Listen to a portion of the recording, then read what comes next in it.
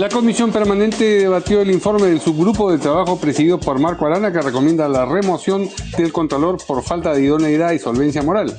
Según señaló el congresista Arana, la compra y venta de vehículos realizada por Alarcón no ha sido materia de la investigación de esa subcomisión. Keiko Fujimori prefirió mantenerse en silencio con respecto a la renuncia de Patricia Donaire a la bancada de Fuerza Popular.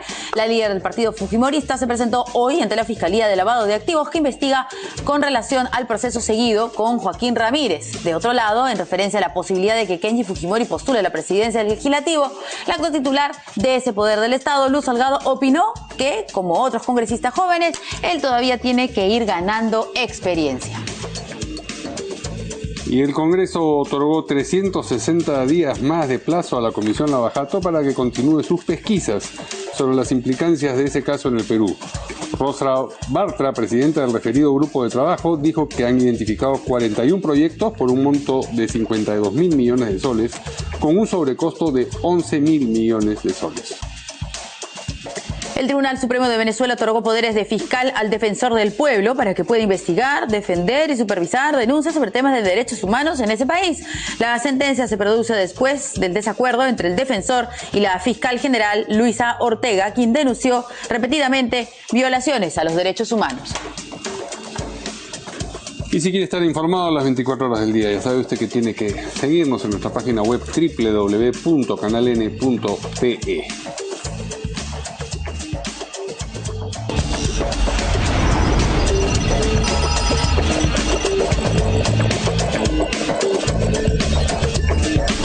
¿Cómo están, amigos? Buenas noches, bienvenidos a En Portada. Verónica. ¿Qué tal? ¿Cómo estás, María? Muy buenas noches. Vamos a presentar a nuestros invitados. Tenemos al congresista de Frente Amplio, Alberto Quintanilla. Aquí le damos las buenas noches. ¿Qué tal? ¿Cómo está? Y Henry Rafael, presidente del Instituto de Comunicación Política y de Gobierno. ¿Qué tal? ¿Cómo están, caballero? Buenas noches. Bien, antes de entrar en las noticias que hemos indicado en los titulares, íbamos a hacer un comentario sobre el desmentido que ha hecho el presidente del Consejo de Ministros, Fernando Zavala, a propósito de presuntas renuncias de dos ministros, la ministra de Justicia, Marisol Perestello, y el ministro de Cultura, Salvador Resolar, que supuestamente decía, me parece que quien habló de esto fue el colectivo Noa Keiko a través del tuit, habrían renunciado por la intención, nuevamente, ahí está.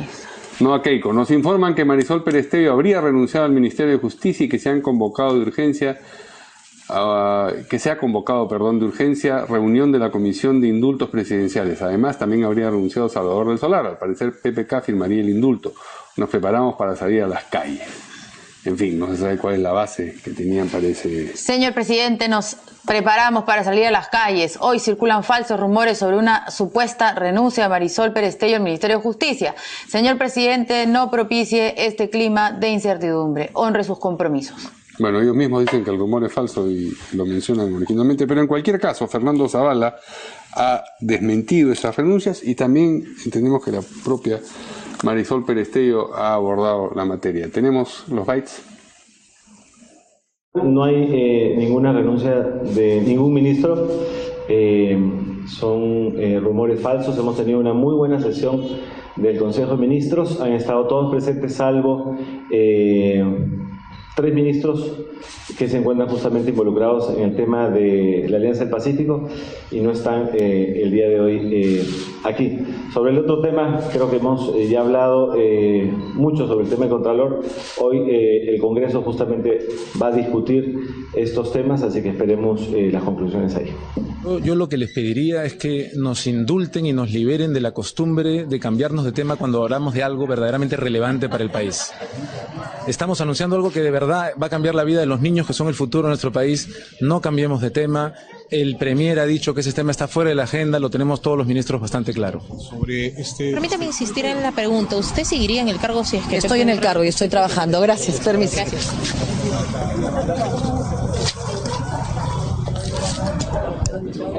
O sea, es una manera de no responder, ¿no? Estoy en el cargo y estoy trabajando, eso es una verdad de perogrullo, lo estamos viendo. La pregunta era si a futuro ella se sostendría en el cargo en la eventualidad de que se produjese la circunstancia política a la que nos referimos. les incomoda el tema. Sí, claro. Lo siento mucho. Hay puede que ser que estén cansados, es caso, legítimo, pero hay que preguntar. Y además, o pregunten, no sé, pues hagan las consultas con este colectivo No a Keiko que ha lanzado, no es que de repente, sino que se han lanzado 2 tweets y bueno, están organizando una marcha. Ahora hay que averiguar más que preguntar, porque es inverosímil que el ministro diga, bueno, sí, voy a renunciar si es que esto de aquí... Si es que en verdad ya quiere con eso renunciar. sí. Bueno, igual que preguntarle también. O sea, Así es. ¿qué decimos? Bueno, ¿qué pasaría? ¿Por qué dicen? No sé, igual hay que preguntarle. No hay que molestarse, tampoco los ministros. Este es nuestro trabajo, es así. Claro, el ministro de Cultura no le gusta, sí, pues a muchos políticos no les gusta que les hablen de otra cosa cuando estamos hablando de una, pero si está ahí y ya salió su nombre, ¿cómo no vamos a preguntar? No, y además es una mejor forma siempre de comunicar oportunamente y desmentir rumores. Claro. Como lo hizo el Premier. Aquí hay un rumor que está hablando y con todo gusto desmiento lo que están diciendo, ¿no? A mí me parece que este rumor es un poco...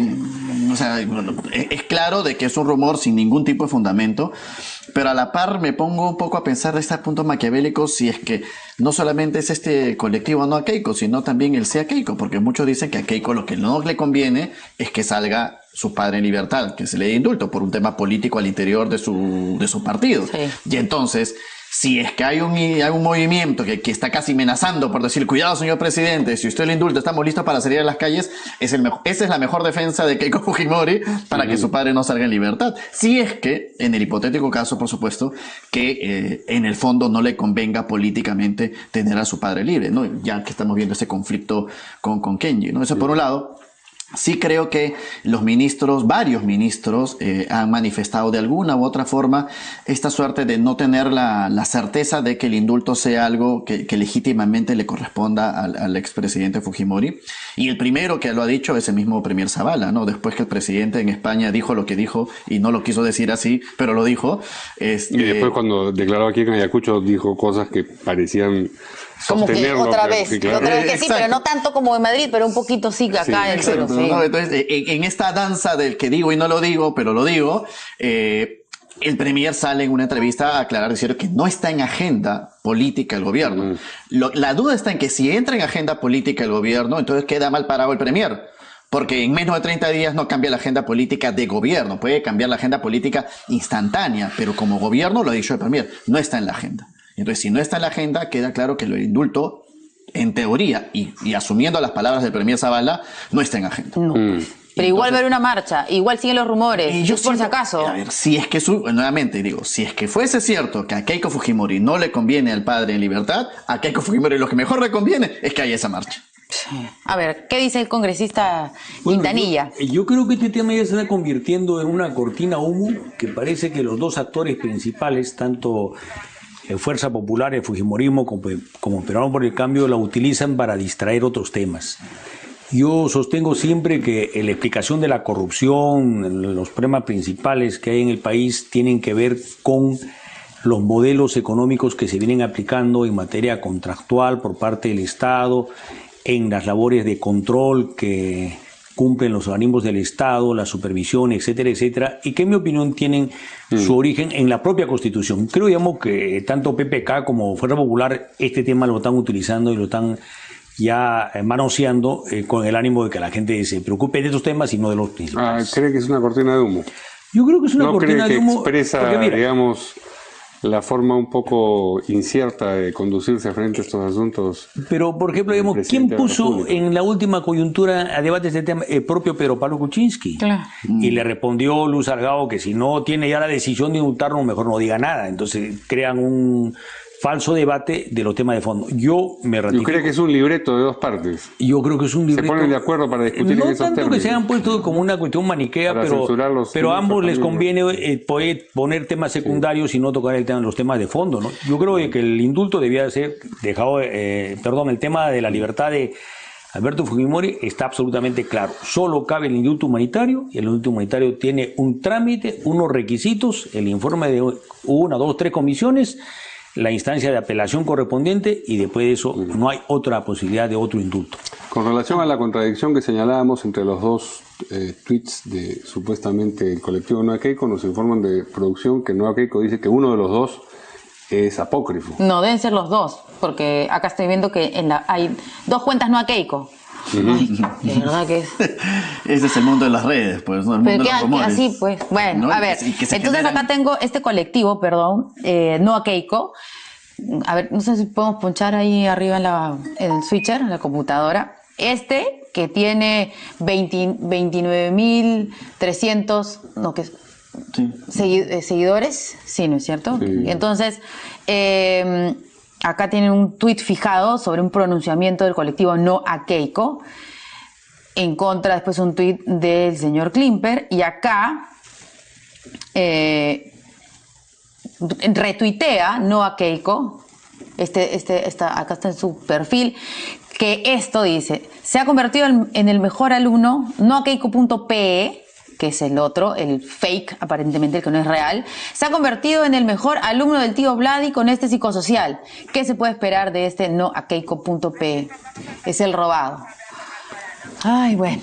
Vamos a ir al Congreso porque está hablando el congresista Marco Arana, que encabeza la comisión que revisó el caso del Contralor. Dotándola de los recursos administrativos y financieros necesarios. Mario Verónica, muy buenas noches. Desde el Congreso de la República, el presidente de la subcomisión que lidera la evaluación de las solicitudes de remoción del Contralor General de la República, Edgar Alarcón, brinda conferencia de prensa luego de suspenderse la sesión de la Comisión Permanente del Congreso, donde ha presentado justamente el informe final y que recomienda remover al Contralor Edgar Alarcón. Vamos a escuchar la conferencia de prensa que brinda junto a la congresista Gloria Montenegro. Una comisión de evaluación para el fortalecimiento institucional de la Contraloría General de la República que comprenda desde el periodo 2001 a la fecha, siendo que ha sido el periodo de mayor inacción de la Contraloría en temas tan sensibles como el de la participación de empresas brasileñas y peruanas en actos de corrupción. La ciudadanía se pregunta ¿dónde estuvo la Contraloría? Y el Congreso de la República, en ese sentido, debe conformar esta comisión de evaluación para mejorar y fortalecer el rol de la Contraloría General de la República, procediendo, señala el grupo de trabajo, a revisar la ley orgánica de la Contraloría General de la República, cautelando su autonomía, garantizando la meritocracia, la disponibilidad de un presupuesto adecuado, la existencia de mecanismos de transparencia y rendición de cuentas y eficiencia de los órganos de control institucional. El país requiere una Contraloría moderna, eficaz y eficiente para garantizar la buena inversión pública y la lucha contra la corrupción. Y en segundo lugar, el grupo de trabajo solicita al Congreso de la República establezca mecanismos de rápido tratamiento de las denuncias ciudadanas sobre corrupción, invocando diligencia y discernimiento para evaluar la veracidad de las denuncias, teniéndose en cuenta que muchas de las denuncias hechas por el auditor Grados no se ajustaron a la verdad y que la existencia de una grabación ilegal hecha a su superior debería ser la Contraloría General de la República la que tome medidas pertinentes. Estamos claros y firmes en la lucha contra la corrupción, en el fortalecimiento de la institucionalidad para combatir este grave flagelo que castiga al país. Muchas gracias, muy buenas noches. Congresista Arana, permítame, estamos en vivo para Canal N. Buenas noches. La congresista Marisol Espinosa acaba de cuestionar esta decisión de pasar para el lunes la invitación al Contralor General de la República, Edgar Alarcón, porque ha considerado que hoy se debió votar este informe final. Hay opinión, como se ha señalado, de que efectivamente esta decisión debiera tomarse y compartimos con la mayor parte de la ciudadanía y de los medios de comunicación que están señalando que esta situación además no puede prolongarse más. Sin embargo, hoy día, por ejemplo, el Contralor de la República, que fue citado para hoy día, pero señaló que estaba viajando a Ica y que quien podía responder por él era su abogado. Y lo que se ha señalado es que no, que era él en todo caso quien debía responder. Nosotros en el grupo de trabajo hemos tenido mucho cuidado de que este proceso que debía terminar el 7 de julio, porque ese fue el acuerdo y el mandato, sin embargo ha terminado el día de hoy que ha terminado la legislatura. Y en ese sentido se hubiera podido convocar mañana, pero la mayor parte de congresistas están de viaje, ya es un feriado largo. El primer día laborable, el día lunes, ha sido el parecer de la comisión que bajo apercibimiento pueda estar el auditor para responder por los temas y asegurar que el debido proceso ha sido respetado. Pero ciertamente, políticamente y ciudadanamente sentimos la indignación. Además, que cuando ha llegado el informe de la UNSA, en realidad, al señalar que su título no había sido obtenido de la manera adecuada, en realidad nunca hubo lícitamente contralor. Es el día lunes se vota, sí o sí. Bien, parte de la conferencia de prensa entonces de Marco Arana, presidente del subgrupo de trabajo. Según el procedimiento establecido, deja de ser contralor, quien asume es el vicecontralor e inmediatamente el Ejecutivo tiene que presentar una terna al Congreso de la República y la Comisión Permanente tiene que tomar una decisión, y lo que estamos pidiendo es que allí hayan los apremios y la investigación correspondiente para que no ocurra la situación penosa en la que estamos ahora todos intentando colocar un grano de arena para que se resuelva y no vuelva a ocurrir más. ¿Y luego de esto lo elegiría el Congreso? Es diligencia, es pertinencia de la Comisión Permanente elegir, designar al Contralor como también destituirlo. De manera si el Ejecutivo propone la próxima semana la terna, la Comisión Permanente se citará seguramente, pediremos, en todo caso, creo tener el compromiso de la congresista Montenegro, además, que se cite inmediatamente a la Comisión Permanente para hacer la evaluación y tomar la decisión correspondiente. ¿Cree que hay un blindaje de parte del fujimorismo a pesar de todas las evidencias y el informe que ustedes han presentado hoy, para extender un poco y darle un poco más de vida al Contralor? El mandato, las conclusiones del grupo de trabajo no permiten hacer tal afirmación. El mandato es muy claro. Hubieron 15 días y en una semana, un poco más, hemos terminado. Y hoy día inmediatamente se dejó ayer pendiente la prolongación, se prolongó la reunión de la Comisión de Trabajo para hacerlo. Sin embargo, vamos a estar pendientes el día lunes. Nosotros no esperaríamos que un grupo de trabajo que ha tomado decisiones por unanimidad pudiera tener un sentido diferente al que hoy día se ha debatido y ha sido el espíritu de la Comisión. En todo caso, la ciudadanía y la oposición política en el Congreso y al Ejecutivo estará muy firme y clara en que en estos casos no puede haber impunidad.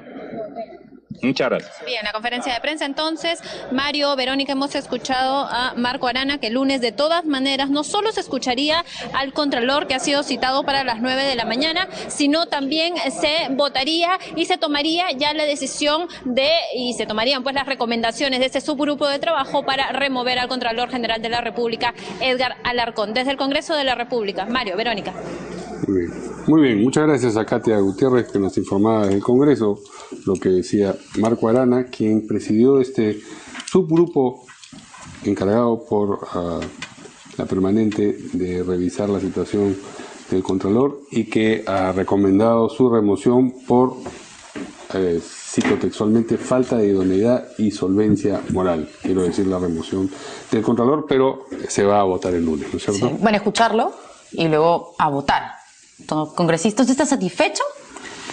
No, yo creo que hay una incomprensión de los procesos políticos, o sea... El señor Arana es el que no... De la comisión, o sea, incluso digamos de la propia comisión permanente, porque si lo citan al Contralor y él dice que no puede ir porque tiene un viaje a Ica y que manda a su abogado, ¿por qué no aceptarle que venga el abogado, ejercite la defensa y con eso ya se estaría garantizando el derecho que él tiene a defenderse ante un proceso que puede terminar con una sanción? O sea, no entiendo por qué. ¿Qué pasa si el lunes presenta con legítimo derecho un certificado y que realmente está totalmente indispuesto por X razones? Certificado médico, tampoco se prolongará para el día siguiente, para el martes. Esos apremios que dicen de grado o fuerza lo van a traer aún así esté con delicado de salud, etcétera, etcétera. Yo creo, digamos, que debió recurrirse legalmente a la representación legal que está amparada por la Constitución y los abogados tienen la prerrogativa de representar a los defendidos, ¿no? Póngase, digamos, que la persona que esté incapacitada de poder hablar temporalmente por X razones. Entonces yo creo, digamos, que ahí hay un poco manejo. Y en segundo lugar, eso debe tomarse lo antes posible. O sea, el proceso político que ejerce esta comisión que preside Marco Arana y también la comisión permanente o el pleno del Congreso son procesos de confianza política y finalmente se votan. Y puede uno votar, digamos, incluso en contra de de las razones jurídicas porque así ha decidido la persona que vota. O sea, porque no están sujetos a mandato imperativo alguno. Pero eso debe decidirse ya. O sea, creo, digamos, que por más que sean 2 días o 3 días, el prolongar esta agonía, lo que está haciendo es debilitar la institución. Yo sostengo que la Contraloría está con 2 defectos de diseño en la Constitución. Uno, que le falta mayor nivel de autonomía. Debe tener un nivel de autonomía equivalente, digamos, a la jerarquía que tiene la Defensoría del Pueblo o el Tribunal Constitucional. Y en segundo lugar, garantizársele los fondos suficientes y necesarios para ejercer su función de Contralor. Esas 2 cuestiones no están garantizadas desde la Constitución y deberían ser materia de modificación. Necesitamos una Contraloría fuerte y dirigida idóneamente. Sí, yo ahí comparto, mejor dicho, no comparto primero lo que creo que en estos 2 días sí es importante preservar el proceso propiamente de lo que más o menos se ve a futuro, que es la destitución del Contralor, porque lo que han explicado tiene sentido. O sea, ya ha habido el caso de Carmen Gaona, que llegó hasta el Tribunal Constitucional para efectos de defender su derecho, en teoría, y por AOB cambiar la decisión del Congreso de la República. Creo que al final de cuentas lo que va a suceder es casi lo mismo que con Tort. O sea, la representatividad del Congreso ya no la tiene el Pleno porque ya no sesiona y la tiene la Comisión Permanente. Tort fue escuchado en el Pleno y después se le quitó la confianza, y hoy por hoy va a suceder casi lo mismo, creo yo, con el Contralor General. Donde sí concuerdo con el congresista es en lo que va a pasar con la Contraloría, y que creo es lo que le preocupa a la ciudadanía, es qué hacer con la Contraloría después. Justo yo hablaba con un funcionario público del gobierno central y hablábamos de esta situación que hace que el país se paralice. Porque ¿cuál es la importancia del Contralor General de la República? Que haga los procesos de compra y de adquisiciones del Estado transparentes, pero que no los paralice.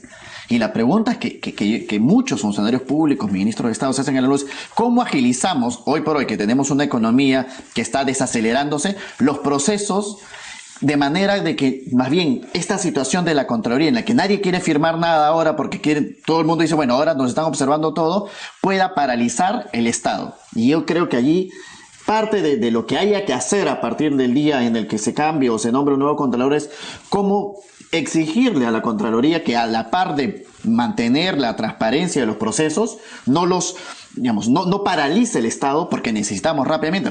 Hoy día estuvo el Premier junto a Pablo de la Flor en la reconstrucción, y ese es el principal tema que probablemente van a tener que abordar para poder hacer la reconstrucción en Piura y en los lugares donde afectó el fenómeno del Niño, ¿no? Uy, eso está más difícil. Porque solamente para elegir al siguiente Contralor, de dónde viene el nombre, tiene que ser propuesto por el Ejecutivo. Entonces en el Congreso van a decir, a ver, ¿quién es ese? ¿Por qué? Y luego si el Congreso está de acuerdo, van a decir, debe ser fujimorista. Y entonces va a poner trabas a la primera cosa. Ay, no, va a ser un caos. Pero lo que yo entiendo es que no eligen al Contralor directamente, porque lo que van a hacer es nombrar al Vicecontralor. Por ahora. Hasta que pase el proceso de que, lo que tú dices. Entonces, en ese lapso, por eso digo, en ese lapso de elección, lo más importante es qué hacemos para garantizar que la gobernabilidad del país y los procesos de adjudicación continúen. Porque lo peor que puede suceder es que el subcontralor que asuma temporalmente sea tan sumiso de que no quiera, ayudar a que la economía del país y los procesos de adquisiciones que van a ser necesarios para reinyectar movimiento económico. Tampoco no podemos quedar meses sin Contralor. ¿Sumiso a quién? ¿Perdón? ¿Sumiso a quién? Sumiso al poder político de no saber, a dónde, tener su sistema de control.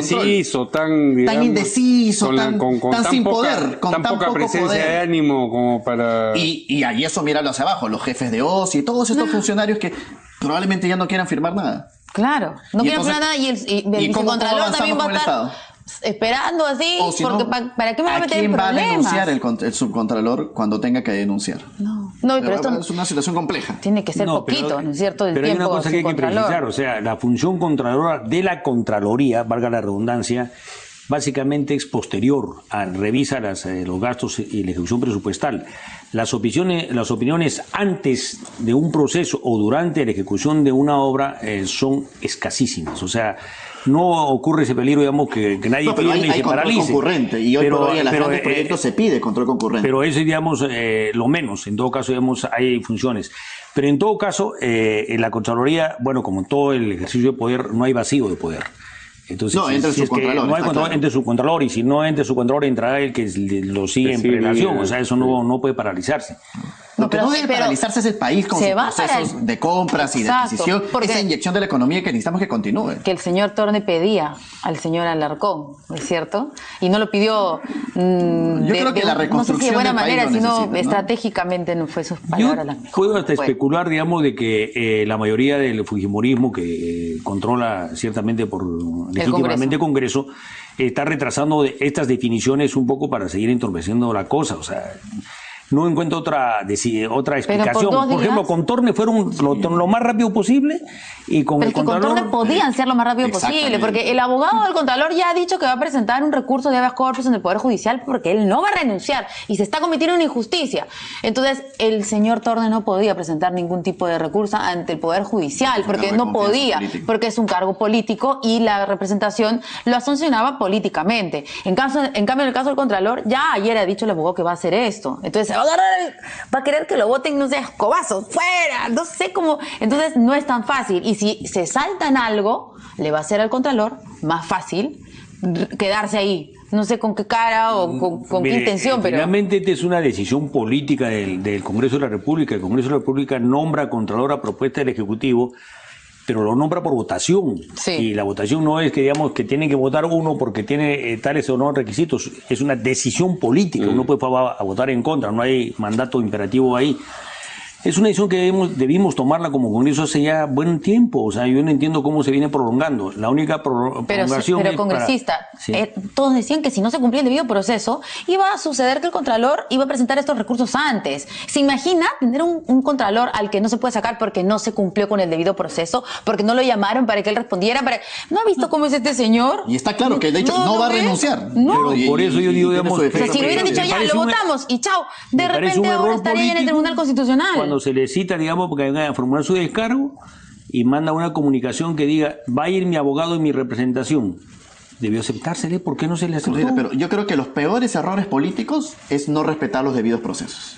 Porque justamente cuando en política no respetas los debidos procesos, tienes Lo los que el problemas de congresista las dice es consecuencias que peores. recibir al abogado habría sido parte del debido Para proceso. acabar con el tema hoy y no hasta el Sí, lunes. sí, ¿Por qué bueno, no? Podría haber sido una salida. ¿no? Además, él lo Podría haber sido solicitó, una o sea, él no dijo, digamos, yo no puedo y reprogramen, sino yo no puedo porque estoy viajando a ICA y va mi abogado en mi representación. Y la ley que ampara la ejercicio de la profesión de abogado les da el derecho a representación en las defensas. Y que porque- entonces, ¿por qué el señor Marco Arana también ha estado de acuerdo con esto? ¿Qué Bueno, ha pasado? Yo creo que es un error político, o sea, falta de conocimiento. unidad de la bancada. No tanto de la unidad de la La bancada, o sea, digamos, comisión. porque no estoy criticando aquí a Marco Arana, del cual tengo particular aprecio por él, sino, digamos, las decisiones que está tomando la comisión en su conjunto y Pero la por propia comisión unanimidad permanente. se ha decidido Sí, claro. eso, por unanimidad. Me parece un error, todos están o sea, equivocados. un error unánime. Unánime. O sea, no- Muy bien. Bueno, Que en alarga más cualquier estos caso, días, sí, pues alarga hay más. que esperar hasta el lunes para ver cómo se va a resolver esto. Ojalá, salvo no, que, ojalá no se enferme el lunes y Ojalá no se reprobar enferme. No, otras. Habrá ya que el señor hacerlo. Becerril ha dicho que en el informe que hoy día han emitido, dicen que así no vaya, el lunes se debe Becerril votar. más parece el presidente de la comisión que el propio Arana. ¿no? Bueno, Muy bien. preguntar. Vamos a una pausa y luego regresamos con Keiko Fujimori, que hoy día acudió a declarar ante la Fiscalía de Lavado de Activos por la investigación que se le sigue en el contexto del proceso a Joaquín Ramírez y no habló o no quiso declarar sobre la renuncia de Patricia Donaire a la bancada de Fuerza Popular. Con eso regresamos en un momento.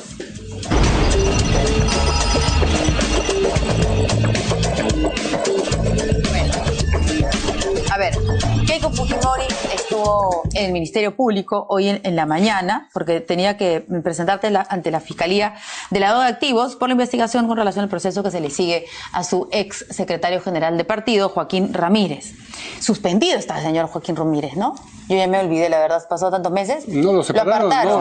no, hasta renunció al partido. Él renunció creo, al ¿no? partido. Él renunció, ¿no? Claro. Después de unas semanas. Ok, bueno, el ex, entonces estuvo bien lo que dije, el ex secretario general de Fuerza Popular. Vamos a ver qué es lo que dijo la señora Keiko Fujimori, porque cuando le quisieron preguntar sobre temas políticos, así como el ministro de Cultura, Salvador Del Solar, dijo, no me pregunten otra cosa que no es para la que han venido. Más o menos parecido. A ver, ¿qué dijo Keiko Fujimori? Por lo tanto, no puedo dar ninguna declaración al respecto. ¿Qué opina de la renuncia de Patricia Donaire? Ella ha señalado que no existe una verdadera democracia. No voy a opinar ningún tema político. Gracias. ¿Qué opina? Pero ella dice también, ha dicho que usted no debería ser la presidenta de la... Señora Fujimori, es un nombre que aparece en la agenda de Marcelo Odebrecht, ahí dice Keiko hacer 500. ¿Qué dice al respecto? Señora Fujimori, aparece su nombre en la agenda de Marcelo Odebrecht. Por favor, tranquilo.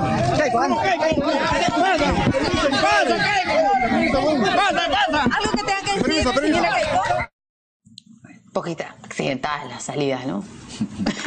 Poquito. Bueno, pero no quiso hablar. Antes dijo, estoy acá, he venido a cumplir con el Ministerio Público, no voy a dar declaraciones políticas. Bueno, igual había que preguntarle, ¿no es cierto? A ver, ¿qué dicen nuestros invitados? ¿Qué dice el congresista Quintanilla? Mira, Keiko Fujimori es presidenta del partido Fuerza Popular, ha sido candidata a la presidencia, es presidenta a su vez, según sus reglamentos y estatutos, de la bancada del fujimorismo. Entonces, decir que ella no va a tocar temas políticos en relación a un tema, digamos, de la situación de la congresista que ha renunciado a Fuerza Popular, de Patricia Donaire, me parece francamente decir que uno hace política pero no declara política, ¿no? O sea, ciertamente, digamos, para eso uno no debía meterse a política, ¿no? Si no tiene que decir, no tiene que opinar y no ejerce la función de ser política, me parece, digamos, un despropósito. Yo creo que es más o menos como nos dicen, yo soy técnico pero no político. Falso. Todos los técnicos que tienen poder, claro, son políticos porque ejercen poder. Así, evidentemente. O sea, me parece, digamos, un despropósito. Tal vez se explique por el nerviosismo de la situación que le estaban indagando algún tema complicado con lo de Joaquín Ramírez, ¿no? O sea, habría también que entenderla, ¿no? Prefería, digamos, no pensar en otras cosas más que estar abocada, digamos, a los temas por los cuales había sido convocada la Fiscalía, ¿no? Sí, yo concuerdo en el sentido de que lo peor que un líder político puede hacer es no hablar cuando tiene pocos minutos. Digamos, Keiko Fujimori no es una persona que sale a declarar constantemente. Creo que la única vez que salió a declarar fue cuando aquí mismo estuvimos viendo cuando inauguraron ese local de Fuerza Popular. No declaró. Y dio su discurso. Él dio, claro. Y de ahí no tenía mayor... No vuelto a declarar. Exacto, Keiko Fujimori desde que fue aquí, lo estábamos viendo. E imagino que debe ser también, no por el problema de qué le parece lo que Patricia Donaire, sino la gran respuesta que probablemente los fujimoristas están esperando es cómo llegó a Patricia Donaire al interior de la Fuerza Popular y a ser parte de una bancada cuando años antes había estado incluso junto al Frente Independiente Polarizador. Entonces, ¿quién la llevó al partido que abiertamente, años antes, ella abiertamente había estado? Y postuló por lo posible también antes. Exactamente. Entonces, quizás esa es la pregunta a la cual no habría respuesta y por eso prefiere no declarar. Pero a la par sí considero que es importante para Keiko Fujimori. Lo mejor es empezar a tener un vínculo. Ella está perdiendo una oportunidad de oro. Porque mientras ella dice, no quiero declarar, y se manda con los tweets de indúltelo a mi padre, por su lado Kenji Fujimori está haciendo otro tipo de trabajo diciendo, señor presidente, por favor indulte a mi papá, y está haciendo una campaña de tweets que denota pues una diferencia en el tono de la relación política que ambos están tratando de tener con las bases fujimoristas, porque ambos están yendo a las bases fujimoristas. Le hubiera convenido a Keiko Fujimori salir, decir tranquilos, nos ordenamos y responder sobre Patricia Donaire, sobre si hay candidatos al Congreso y sobre, obviamente, su nombre en la agenda de Marcelo Odebrecht. Incluso puede haberlo dicho mejor. No voy a declarar sobre el tema de Patricia Donaire por respeto a una congresista que fue parte de la bancada. Pero claro está, la bancada sigue sólida y vamos a seguir trabajando por la gobernabilidad del país. Algo así. Pero no voy a declarar. Y los empujones y los tropelones y lo de no dan la imagen. Odebrecht. Y lo de Odebrecht, por supuesto. Y decirlo, que ya lo he dicho quizás a través de sus voceros. No, yo no conozco a Marcelo Odebrecht. Ok, perfecto. Pero lo importante es que esa imagen de salir a tropelones no la ayuda a ella. Y creo que lo hubiera preparado mejor. Y a mí también, recordando lo primero que usted dijo, ¿no? Yo sí creo que estos temas siguen entreteniéndonos.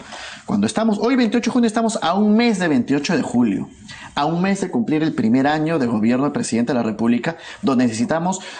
Yo creo el tema del indulto no es un tema que digamos, sobre el cual dependa la gobernabilidad del país. Yo creo que la gobernabilidad del país depende de la economía y estamos en una situación económica muy, yo no sé si grave, pero preocupante. Y entonces, ese es el tema importante y tenemos ahora, el Premier, digamos, estamos, ¿cuál es lo que está leyendo las noticias que estamos discutiendo? Sobre si es que el Premier desmintió o no la renuncia de ministros, cuando ya deberíamos estar escuchándolo a él como ministro de Economía, contándonos qué vamos a hacer para reactivar la economía del país. Ese sí es un tema importante para la gobernabilidad del país. Vamos a escuchar qué es lo que ha dicho la presidenta del Congreso sobre el caso Donaire. Keiko Fujimori participe de estas reuniones, no siendo elegida, ese término que usó. Perdóname, pero ¿por qué no va a participar? Porque nosotros no solamente ahí tratamos temas legislativos, sino toda clase de temas que tienen que ver con el reforzamiento de Fuerza Popular y con nuestras tareas múltiples que tenemos con nuestros militantes.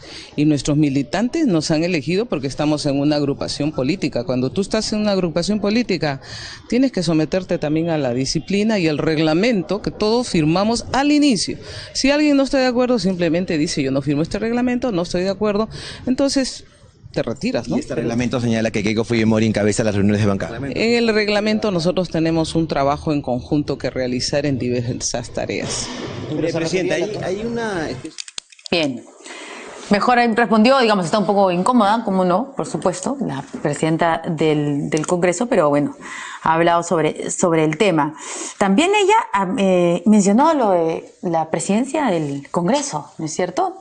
Veo que... Las voces que sí, claro. Empezando por Patricia Donaire, que han propuesto a Kenji Fujimori como candidato alternativo dentro de Fuerza Popular para aspirar a la presidencia de la mesa directiva. Sí, que ha dicho que le falta...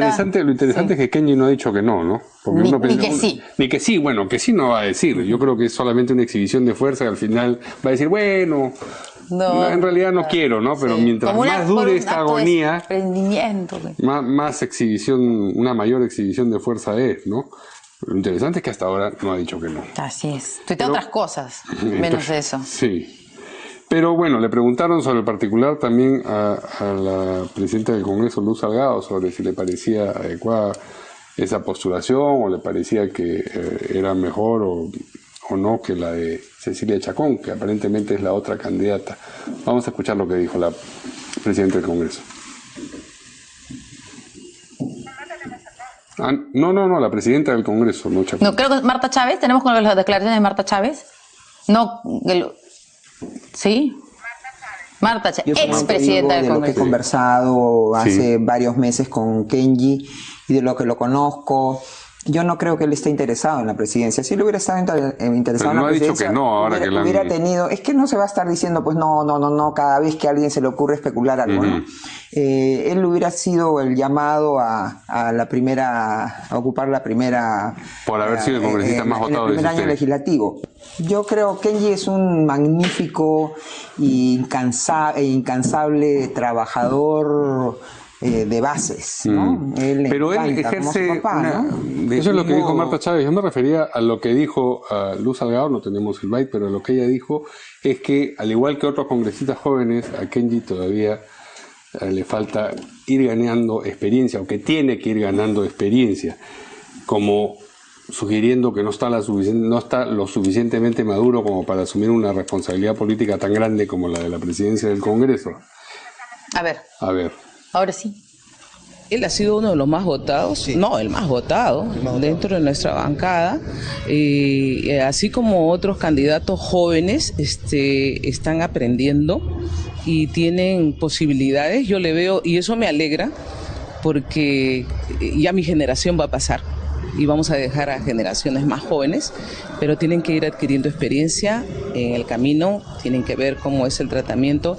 Yo he escuchado varios nombres de candidatos, no solamente de Kenji, hay por lo menos 10 candidatos que podrían correr muy fácilmente para mesa directiva. No les voy a decir ahora quiénes, porque cada uno tiene la potestad de buscar sus grupos y hacer fuerza, y al interior de la bancada luego eso se va a ver con los votos. Lo que les digo es que tenemos Bueno, efectivamente lo trata de, digamos, bajar un poco de calichín, ¿no? De pulpín. Que es concurrente con algo que dijo Mauricio Mulder en una entrevista. También dijo que sentía que más experiencia tenía Cecilia Chacón, y algo parecido dijo en otra entrevista Víctor Andrés García Belaúnde. Es decir, hay un cierto consenso interpartidario en el sentido de que a Kenji le quedaría grande por falta de experiencia el cargo.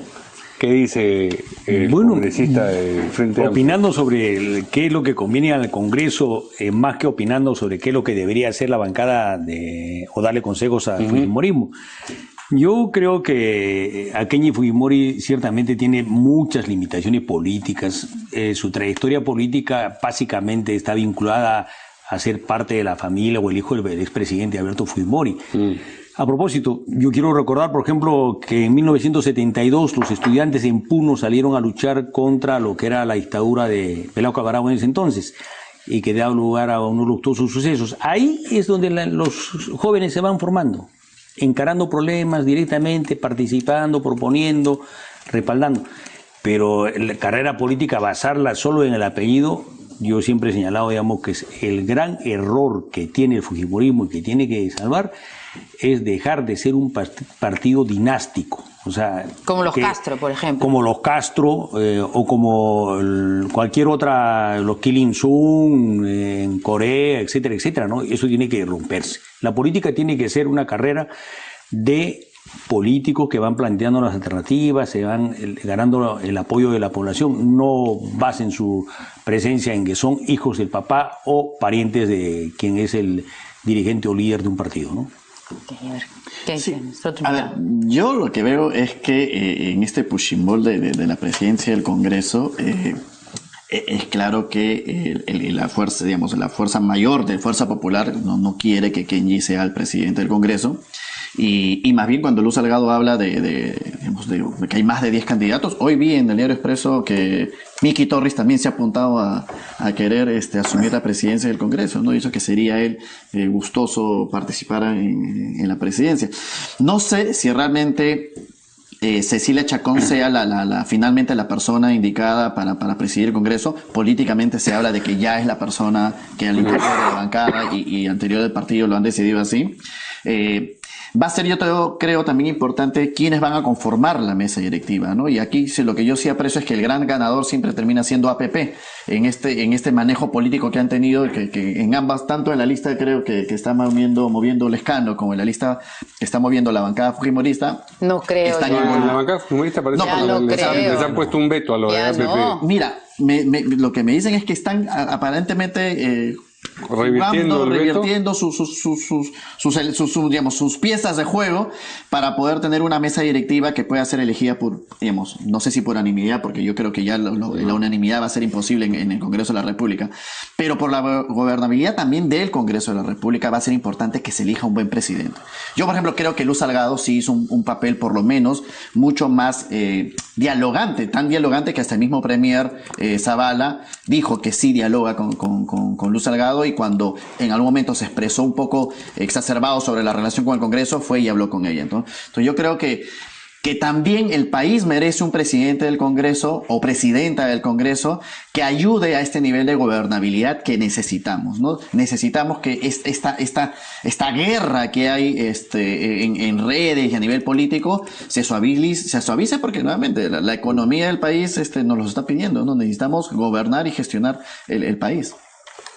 Bien, vamos a una pausa y regresamos ahora con la noticia de los 360 días que le ha otorgado, adicionales que le ha otorgado el Congreso a la Comisión Lava Jato para que continúe con sus investigaciones. Con eso volvemos.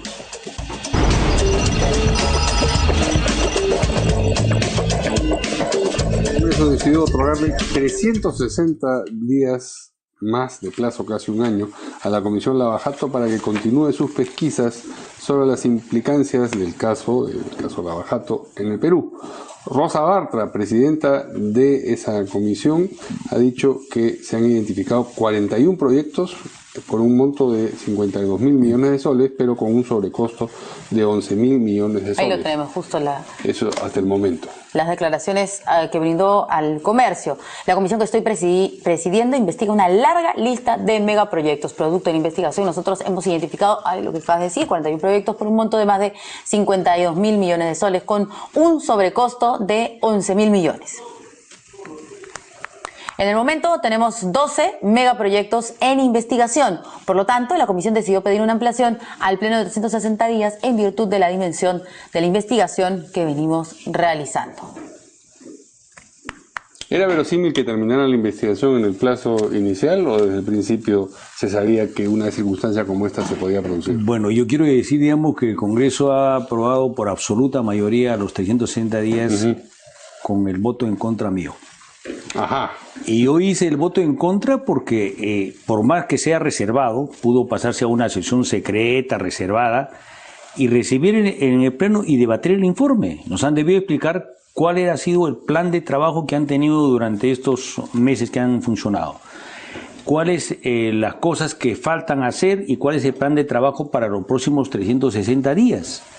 Entonces, no queda claro, o sea, simplemente nos han hecho votar un informe que dio la presidenta Rosa Bastra de 3 minutos, en la cual dijo que habían trabajado, lo que está resumido ahí en el Twitter, y después han dicho, digamos, de que queda mucho por hacer y pedía 360 días hábiles de legislatura y luego nos cambió a 300 calendarios, o sea, ni tampoco tenía más las cosas, me parece claras. Creo yo que ahí debemos superar esa práctica de no recibir informes previos, por más reservados y secretos que sean, y no debatirlos, porque ya han pasado 8 meses y deberíamos tener algo en concreto.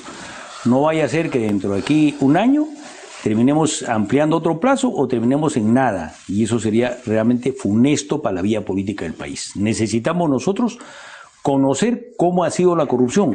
Y yo insisto, la corrupción no son hechos anecdóticos, la corrupción es fruto y resultado de un modelo contractual como la cual el Estado contrata sus obras y las entrega al sector privado, donde no hay precios finales, no hay proyectos que determinen cuál es el monto para licitarlos y van creciendo en el transcurso de ejecución, multiplicándose 3, 4, 5, 6 veces. ¿Cuánto tiempo más hubiera necesitado? ¿O cree que ya con esos 8 meses hay que recordar también que hubo cambio de presidente de comisión, ¿no es cierto? El congresista Albrecht estuvo ahí, de ella no, y ha regresado al Congreso igual, ¿no es cierto? O sea, parece que su tema de salud fue superado. Sí, volvió después. Pero hubo ese cambio, dejando de trabajar un tiempo, porque sí, no, que sí va, que no va. ¿Quién es el presidente? ¿Qué es el otro? ¿No cree que están ampliando un plazo más del que originalmente se le dio? Pero yo no me atrevería a decir, digamos, cuál es el plazo que se debía ampliar mientras no hubiésemos conocido un informe del plan de trabajo que han tenido, cómo lo han implementado, qué han logrado, qué cosas faltan hacer, ¿no? Prácticamente hemos votado simplemente como un acto de fe, ¿no? O sea, pudo ser no 360 días, sino 720 días, pudo ser 3 años. Creo, digamos, que ahí hay ciertamente una inconsistencia y esto no le hace bien al Congreso. Yo creo que en efecto debemos mejorar un poco la práctica de que cuando yo pido una ampliación, poder por lo menos mostrar hasta aquí avanzado, esto es lo que hemos logrado hasta el momento.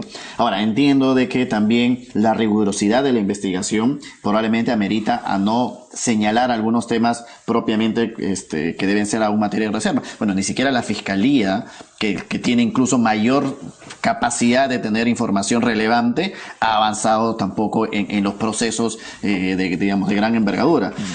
No sé si será un año lo suficiente o no, pero lo que yo sí creo, lo importante es que para cuando tengamos el informe, el Congreso va a tener que ser muy rápido en lo que va a tener que decidir cuando tengamos ya nombres y apellidos de actores políticos o de Pero ese plazo de 360 días extra parece grande. Es un año. Parece grande, pero insisto, yo creo que ni siquiera la Fiscalía de la Nación, que tiene mayor acceso a la información, ha logrado en menos de un año poder sacar un informe de este tipo, ¿no? Entonces yo creo que probablemente habrá que esperar, más aún cuando recién hace un mes se están empezando a revelar más datos desde Brasil, ¿no? Entonces yo creo que es razonable, pero la razonabilidad no la da el tiempo, la razonabilidad del tiempo la va a dar los resultados de la comisión y de lo que pueda entregarnos la congresista Marta. Me parece que los plazos iniciales siempre son optimistas, ¿no? Porque todas las comisiones investigadoras, no sé si todas, pero digamos... Yo no conozco comisiones investigadoras que hayan acabado en sus 90 días o 120 días. Es un saludo a la bandera, los 90 días o los 120 días. Al final siempre les amplían los plazos. En fin, es por lo menos para que vayan apurados al principio. Bien, bueno, tenemos eso ya pusimos las plaquetas de nuestros... Al cuarto tema. Primero, vamos, de frente, vamos. Es bueno, lo de Venezuela. De verdad que uno no sabe qué está pasando en Venezuela, no sabe si de verdad creer que... Cuando viste ese video de este supuesto miembro de... La policía que en el helicóptero tiró la granada. Y además que esa conferencia, es como un video que grabó este supuesto opositor al gobierno de Hugo Chávez con 2 personas atrás, con armas de fuego, parecía una película y de muy mala calidad además, ¿no? De acción, no era esa película de acción, pero de las malazas. Eso fue lo que parecía. Bueno, lo cierto es que el Tribunal Supremo de Venezuela ha otorgado poderes de fiscal al defensor del pueblo para que pueda investigar, defender, dice, y supervisar denuncias sobre temas de derechos humanos en Venezuela. La sentencia se produce luego de que, después del desacuerdo entre el defensor y la fiscal, que estamos viendo justo ahí en imágenes, la fiscal general, Luisa Ortega, quien denunció repetidamente violación a los derechos humanos.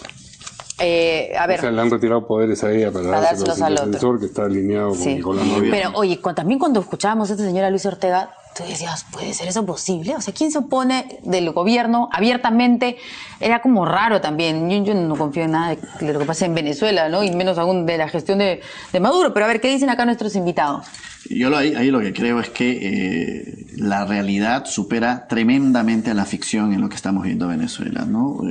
Este acto extraño del policía y de un helicóptero disparando. Yo creo que ya el caso de Venezuela llega a un hartazgo ciudadano latinoamericano que no cobra, digamos, un efecto de cómo podemos lograr que finalmente el gobierno de Nicolás Maduro permita un nuevo proceso electoral. Hoy día yo escuchaba a la fiscal además señalar que le parecía inaudito, pues, que no solamente se le transfiera poderes a otra persona, porque imagínense que en el Perú, pongámonos para que lo entiendan los televidentes, que el defensor del pueblo actual, que no está, digamos, inmerso en los procedimientos de la fiscalía, asuma el control de la fiscalía. Sí. Eso es inaudito. O sea, no recuerdo si hay país que haya hecho ese acto. Pero nuevamente, lamentablemente, todavía la OEA y los organismos internacionales no han logrado la presencia política que se necesita. A mí la que más me preocupa es cómo los Estados Unidos, teniendo todavía capacidad de poder lograr un cambio muy fuerte de la posición de la OEA, aún no lo logra en lo que se respecta al qué hacer en Venezuela. Antes de darle la palabra al congresista Quintanilla, quizás valdría la pena que escuchemos lo que dijo en efecto la fiscal de Venezuela. Yo pido el restablecimiento efectivo de esta Constitución y que estas sentencias sean anuladas, pero en todo caso las desconocemos, y asimismo todos los funcionarios del Ministerio Público y todo el país debe también acogerse a lo que preceptúa el artículo 333 de la Constitución de la República Bolivariana de Venezuela. Fíjense. Bueno, congresista. Yo quiero condenar este hecho sin ni el menor ambaje. Creo que es un error político tremendo. O sea, como bien ha dicho, no se puede, digamos, darle al defensor del pueblo o a un funcionario que tiene otras funciones, labores, digamos, de la Fiscalía, del Ministerio Público. Me parece un error tremendo. Eso significa romper el equilibrio constitucional, la división de poderes, el equilibrio, etcétera, etcétera. Me parece un error tremendo. Pero ese error tremendo, en mi opinión, tiene su origen en el afán de no reconocer que uno ya tuvo errores o fracasó y que tiene que dar un paso al costado o permitir el recambio, etcétera, etcétera. Y finalmente esos recambios a la larga podrían beneficiar para que se reimpulse, digamos, cualquier proceso de cambio que haya podido plantear o no Hugo Chávez, etcétera, etcétera. Pero persistir en hacer estas cosas, lo único que hace es deteriorar, convertir ya francamente en una pantomima, un proceso que en mi opinión no, en perjuicio del pueblo venezolano, que no se lo merece, ¿no? Uno no sabe ya qué más va a suceder en Venezuela. O sea, ¿qué peor que esto puede suceder? No, han pasado muertos, o sea, que es lo más grave, ¿no? Cuando se pierden vidas y ya parecemos, pues, o sea, yo insisto, o sea, a mí lo que más me preocupa es el rol de la OEA, ¿no? Países como Ecuador, República Dominicana, Bolivia, digamos, oponiéndose a decisiones que pudiesen haber cambiado digamos, en estas últimas semanas, el transcurso de lo que está sucediendo en Venezuela es preocupante, ¿no?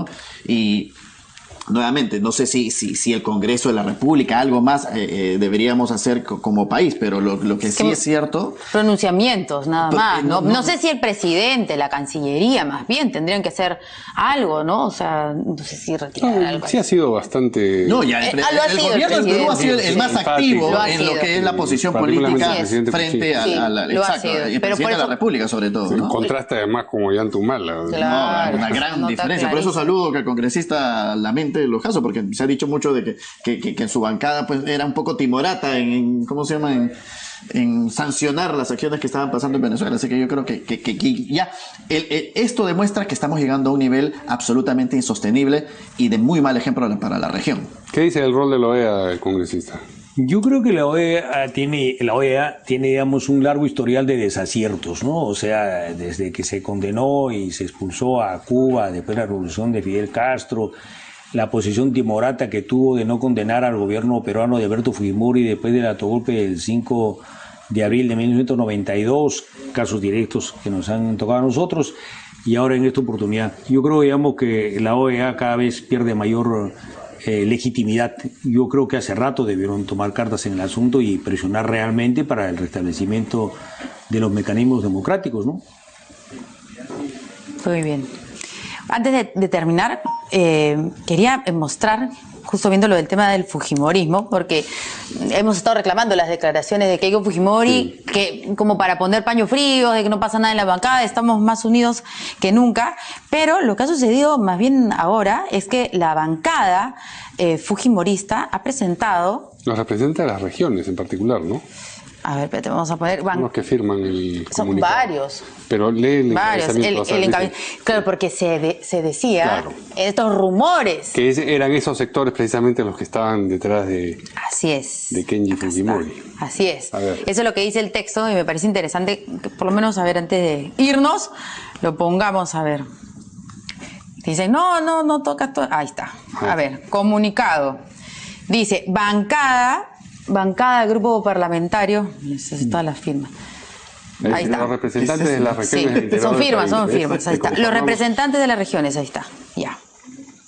Que conformamos el grupo parlamentario de Fuerza Popular, somos conscientes de que, debería decir, contamos con el apoyo y respaldo de la organización partidaria y de nuestra lideresa Keiko Fujimori con un trato igualitario. Es decir, está, digamos, contradiciendo lo que... En desacuerdo con lo expresado de la... Por lo visto, hoy es un día de desmentido de rumores. Sí. El premier desmiente los rumores, denuncia ministros, y los ministros también lo hacen, y los congresistas desmienten los rumores de que la bancada se está quebrando, ¿no? Y que hay como 20 congresistas que apoyarían a Kenji Fujimori. Bueno. Estamos orgullosos de representar a nuestras regiones y sabemos del compromiso de Fuerza Popular con los valores democráticos que ha demostrado en estas prácticas partidarias. Así que toda decisión es acordada luego de debatirse y votarse entre los miembros de la bancada, teniendo como único objetivo el desarrollo integral de nuestro país.